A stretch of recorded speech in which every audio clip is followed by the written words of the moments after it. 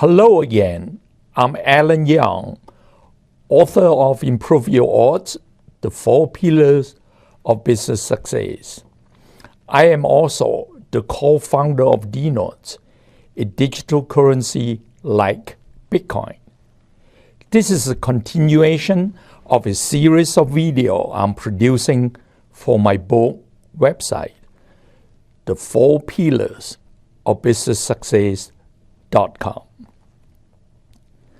The subject today is about the 10 leading pitfalls of business failures. Although any type of failure can be a disappointment, failing in business can be downright brutal. The fact is that most entrepreneurs put everything they have at risk when they launch their companies. And they often fight for years just to keep the doors open. Their investment often includes personal guarantees for secure loans, credit card debt at high interest rate, and even loans from family and friends. Whenever one of these entrepreneurs is forced to accept the reality of failure and finally shut down a struggling business, the experience can be depressingly painful. Those distressing feelings of disappointment and the sensation that you are losing pieces of yourself when your business dies, or while you are still required to make good on any personal debt guarantee that you have made. And it is more common than you might imagine. In fact, more than 80% of new business startups fail within their first 10 years of operation. Across the United States, some 40,000 companies die each month. Business failure is common, and it is devastating for the entrepreneur involved. So, before you launch your next business enterprise, it is important to learn the most common pitfalls that lead to business failure so that you can avoid them and enhance your chances for success. So what are the 10 leading pitfalls of business failures? 1. Choosing the wrong business opportunity. Anyone who starts a new business that lacks opportunity for profitability and sustainable growth is going to find themselves struggling in vain and doomed for failure, unfortunately. All too often, business owners convince themselves that it is acceptable and normal for their new business to experience losses for the first few years of operation. As a result, those business owners often underpay or fail to pay themselves anything at all for months or even years. That is a recipe for failure. You're just kidding yourself. Granted, it does take time for most businesses to gain their footing and get established in the marketplace. However, you must have a high degree of confidence in your idea's ability to achieve profitability and growth before you should ever launch your startup. Without that reasonable assurance, there is no justification for risking your investment money or the most precious years of your life on a losing bet. Instead, you should wait for the right opportunity that is aligned with your personal skill set, that gives you confidence of your ability to perform a degree that will generate you sustainable profit and growth over time. Number 2, failure to meet minimum qualifications. Each of us has our own unique strengths and weaknesses. When we work for others, we can be successful in our career by being good at one or two things. After all, you get paid for your specific skill set. Whether you are an accountant or an engineer, if you fail to perform, you will end up being replaced. When your own business, the same holds true. Without the right knowledge and entrepreneurial skill, you will fail, and the marketplace will replace your company with one that can meet its needs. Do you have any real idea about what it takes to succeed as a business owner? It is a great deal more demanding than any paid job. It is not enough to be just proficient in one or two categories. You and your assembled team will need to do well in every area of your business.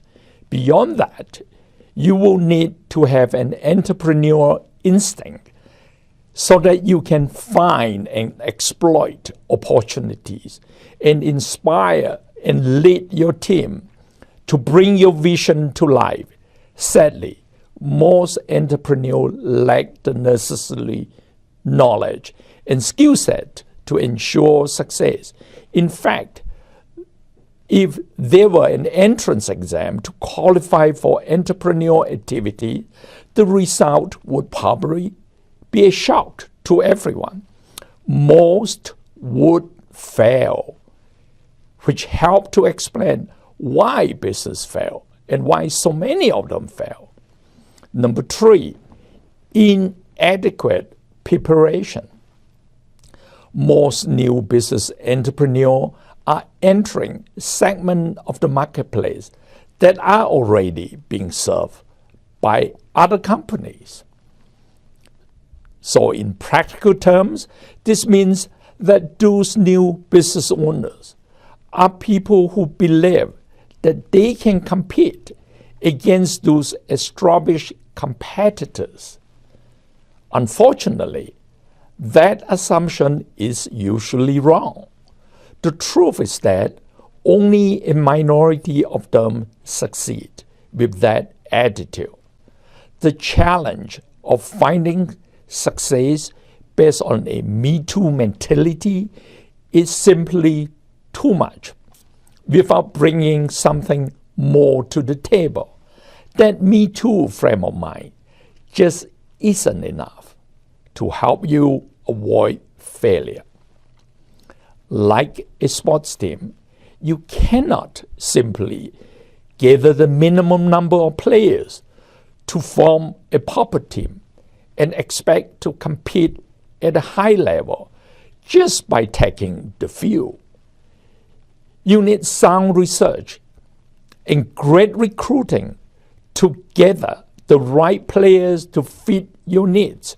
You then need to be able to inspire and coach those players to give them the mindset that every championship level team needs to succeed. You also need to scout the competition and train with tremendous intensity before you ever engage in real competition. Without that commitment to preparation, your business will likely fail. Number 4, poor choice of business location. For retail and restaurant business that are extremely reliant on traffic exposure and walk-in access, a poor choice of location can be a fatal pitfall. In fact, when this type of business fail, location is often, at least partly, to blame. Often, those entrepreneurs select their location to gain better list term and lower rental costs, or simply because there are no better location available at the time. Make no mistake, if your business rely on drive-through and walk-in traffic, there is no substitute for a prime location. While advertising can sometimes help to increase business to make up for the difference, that strategy is very expensive and offers no guarantee for success. Unfortunately, even the best advertisement campaign seldom manage to help a business like that to overcome bad location. It is wiser to pay the extra money for a better location, or just wait for a different option if none are available right now. Number 5, insufficient funding. Insufficient funding is one of the most common pitfalls for startup. If your funding is not managed carefully, and you don't have that much to begin with, it could cause you to miss opportunity and ultimately lead to business failure. Without the right amount of capital, you will have to compromise and delay implementation of important strategic plan. Often, entrepreneurs end up resorting to bootstrap financing. While that can be an acceptable option in the early days of your business formation, it is likely to prevent you from scaling your business to take advantage of opportunities as they appear. 6, poor management. Management is critical. Poorly managed companies will typically do nothing but struggle and ultimately fail. This is commonly a reflection of the business owner and his or her management team, and evidence that they lack the management and leadership skill needed to run an efficient and effective organization. The environment of those businesses are often chaotic, with a jumble of different and conflicting subculture within the company, attacking and blaming one another rather than collaborating on unified team goals. When you see a company that fails to recruit, inspire, coach, and train employees committed to building and promoting a singular, unified culture capable of ensuring mutual benefit, you are seeing the most obvious signs of poor management. In those businesses, poor cash flow management, bad pricing strategy, inferior inventory control, deficiency in customer relations, and bad judgment will be reflected in both the top and bottom line, with losses continuing to increase over time. Bad management can kill your business. 7, poor branding with no differentiation. Another pitfall involves poor branding and a lack of product differentiation. Such companies typically end up with low market share, which makes it difficult for them to break even and remain operational. Management often react by cutting prices or increasing advertisement spending, which does nothing to address the real issue holding the company back. Unless those issues are corrected, the reduced price and increased advertising costs will just continue to cut into the company's bottom line, either creating a net loss or making existing revenue shortfall worse. To avoid the need for drastic measure, it is important to build a trusted brand as early as possible.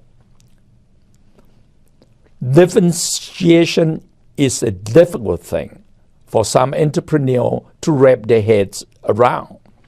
It is not just about being different from everyone else in the marketplace.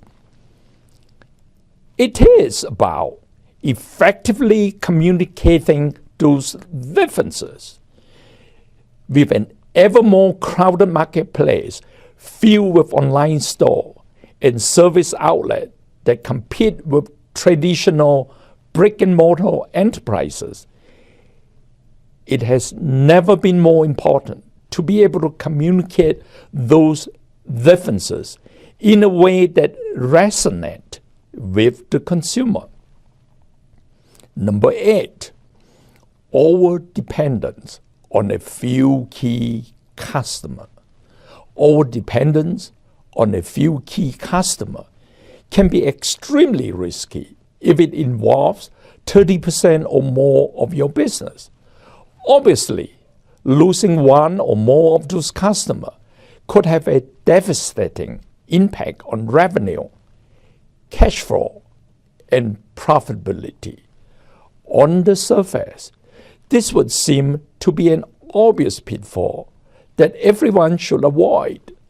However, the actual course of action that you end up taking will depend upon your company's situation.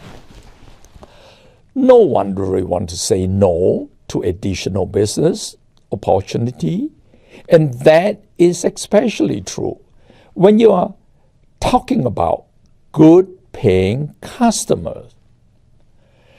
The key is to ensure that you can maintain a more balanced customer concentration ratio, setting triggers that require certain action at threshold below that 30% mark. For example, if you have a single customer who provides 10% of your business activities, or a combination of 5 customers who provide 20% of your revenue, that should trigger a strategic program that immediately launch an aggressive marketing campaign designed to draw more customers. That will help you to accommodate those large customers.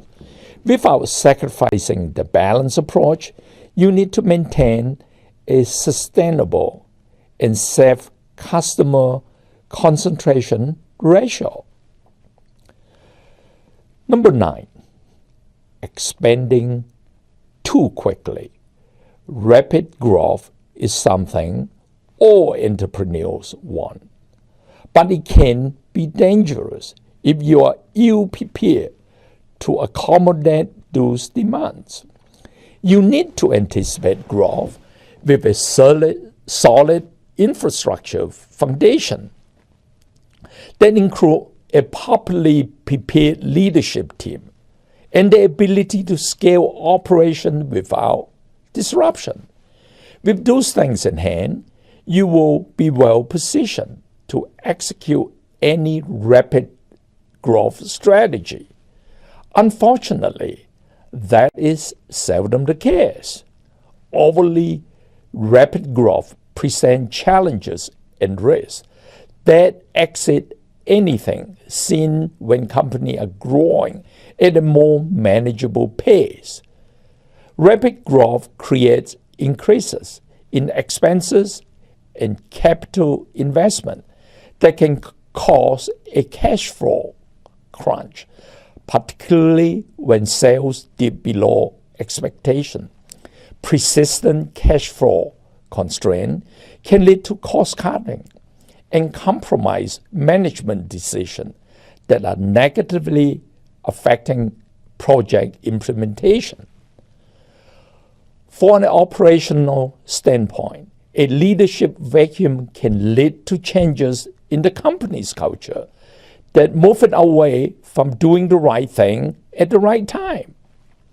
In short, rapid growth can be a tremendous positive, but only if your team is capable of handling it well. If not, that spike in growth can be a pitfall that will lead to business failure. And last, number 10, great ideas, but wrong timing. In my experience, I've discovered that proper timing is among the most important factors in determining business success. You can have the best ideas, the right team, proper financing, brilliant implementation of your vision, and still fail if you launch your business at the wrong time. This is especially true when you are entering an emerging industry. The problem is simple. If the marketplace is not yet ready to accept your ideas, you will just be spinning your wheels by launching your company now. You cannot gain the traction you need when your idea has no audience. No matter how much time, effort, money you pour into your labor of love, that lack of market acceptance will cause you to run out of money and eventually fail. Yes, it is important to be excited that great ideas you want to bring to the market. You just need to remember that there is a right time for everything. If you launch before the marketplace is offering the right level of demand, you will be setting yourself up for failure.